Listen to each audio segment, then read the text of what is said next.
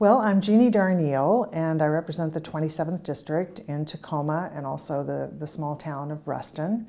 And I have taken on this new role as Senator from the 27th District. So I am technically now, at the ripe old age of 63, I am a freshman again. So I'm trying to build upon my 12 years experience as a representative in the House of Representatives.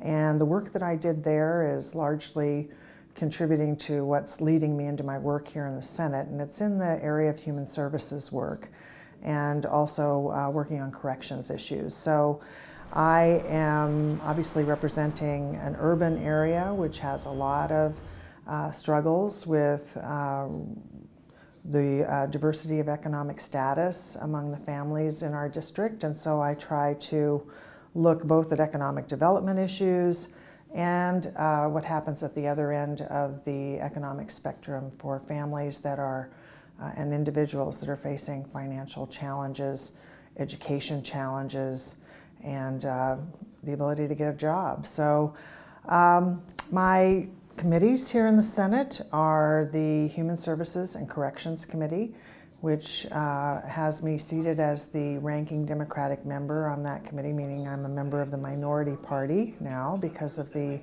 change in the majority status of the Republican Party.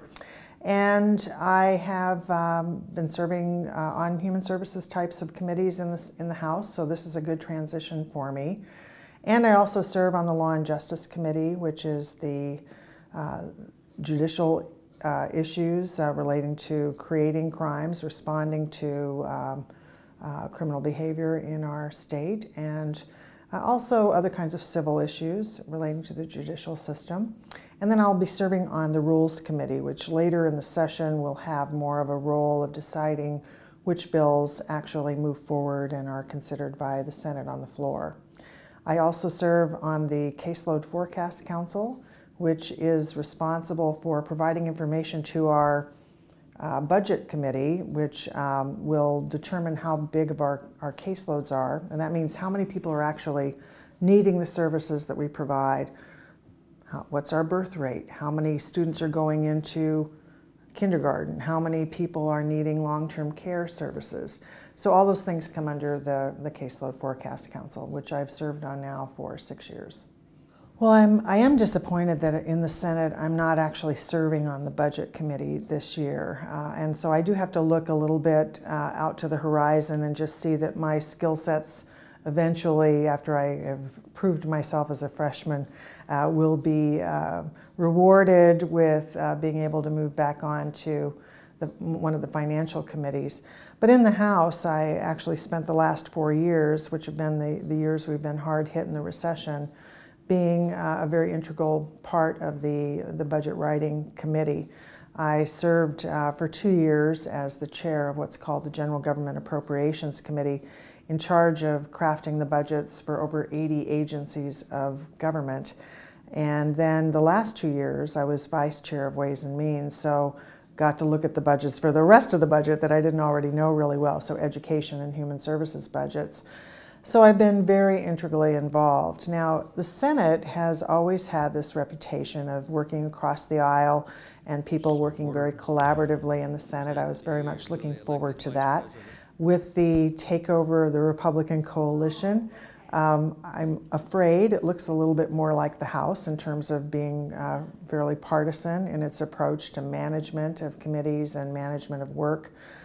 So I find myself as a member of the minority party and not a member of the Ways and Means Committee. So the types of issues that I'll have input on in the budget development really will center on that human services and corrections area. So whether or not we need to expand to have a new prison in the state, or we want to be able to create the bridge to the Affordable Care Act implementation in 2014, those are issues that I will be having a lot of input on with our party members that are on the Ways and Means Committee. And so issues related to temporary assistance for needy families, or the changes we need to make in the Disability Lifeline program, serving people that are very low income and disabled in our community, will be the things that I will continue to take a lead on the reform even though I've moved to the Senate, my experience on those issues in the House is highly respected. So I'm really happy to be in the Senate, and I'm really happy to be representing the 27th District in the State Senate this year, and I'm very honored to take on this new role. I did want to tell you that it's real easy to keep in contact with me and get information from my office. So we have an e-memo which goes out every other week to people who are interested in getting a little update, a little snippet of what I'm dealing with on a week-to-week basis. And it's real easy to go to the access.wa.gov website, click right on through to the State Senate, pick up my name, Jeannie Darneille, and then click on your ability to sign up for that newsletter. It's also the place where you can get the telephone numbers for both the hotline, which is a toll-free number to call and leave a message for me, or to call my office directly. And many of you have met Nancy Ryan over the years. She was my legislative assistant in the House. And you've met Lisa Fish, who was the legislative assistant for Senator Debbie Regala. They're both still serving on my staff. I'm very, very blessed to have great support. And many of you have worked with them over the years, and they're still working with me now. So I hope you take advantage of staying in contact with us, letting us know if you've got problems that we can help you solve. And again, I look forward to serving you. Thanks.